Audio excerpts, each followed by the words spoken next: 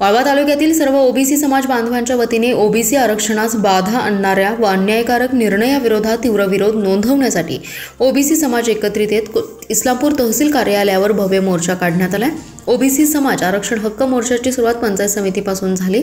कामेरी नाका, आझाद चौक, लाल चौक, गांधी चौक मार्गे मोर्चा तहसीलदार कचेरीवर दाखल झाला। मोर्चात हजारोंच्या संख्येने ओबीसी समाज बांधव, महिला आणि युवक सहभागी झाले।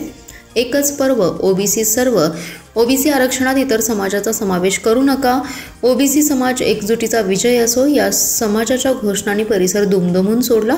मोर्चात पिवळे झेंडे आणि विविध समाजाचे पारंपरिक गणवेश परिधान करून समाज बांधव हजारोंच्या संख्येने सहभागी झाले। मोर्चाच्या वतीने तहसीलदार सचिन पाटील यांना ओबीसी समाजातील ऋतुराजा सर्जेराव माळी, सानिका दत्तात्रय फल्ले, तमन्ना अबिद नाईकवडी, मृणाली माणिक गुरव, सिद्धी अमोल चव्हाण या मुलींच्या हस्ते तहसीलदार सचिन पाटील यांना निवेदन देण्यात आलं। मोर्चाचं नेतृत्वही समाजातील मुलींनीच केले।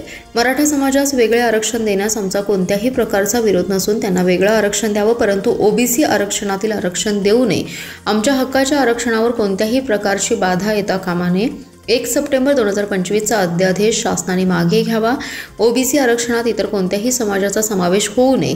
ओबीसी समाजाचे प्रतिनिधित्व, हक्क आणि आरक्षण संरक्षित राहावे यासाठी शासनाने ठोस स्वरूपाचं धोरण जाहीर करावं या प्रमुख मागण्या ओबीसी मुलींनी भाषणातून मांडल्या। 1 सप्टेंबरला जो महाराष्ट्र शासनानं ओबीसींच्यावर अन्याय करणारा जो GR काढला, त्या GRच्या विरोधात वाळवे तालुक्यातल्या ज्या 54 ओबीसींच्या जाती आहेत त्या सगळ्या एकत्र येऊन आज इथं त्या GRच्या विरोधात एक मोर्चा, प्रचंड असा मोर्चा इथं ईश्वरपूर शहरात झाला। त्या मोर्चाचं नेतृत्व कुठल्याही राजकीय पक्षाच्या नेत्यानं किंवा पुढाऱ्यानं न करता समाजातल्या 5 मुलींनी त्याचं नेतृत्व केलं। त्याचा जो काही मोर्चाचं जे निवेदन होतं ते सुद्धा माननीय तहसीलदार साहेबांना त्या मुलींनीच दिलं। स्टेजवर फक्त 5 मुली होत्या, त्या मुलींनीच आपलं मनोगत व्यक्त केलं।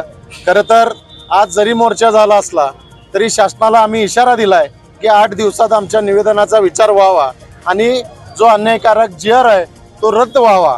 महाराष्ट्रात सगळीकडं आता ओबीसींच्या जे प्रचंड या GRच्या विरोधात लाट उठलेली आहे, त्या लाटे विरोधाचा विचार करून शासनानं लवकरात लवकर हा GR रद्द करावा आणि जर नाही केला तर भविष्यात थोड्या दिवसात याच्यापेक्षा उग्र असं आंदोलन ओबीसी महाराष्ट्रभर केल्याशिवाय राहणार नाही। वाळवे तालुक्यातला सगळा ओबीसी समाज आज या निमित्तानं एकत्र आलाय।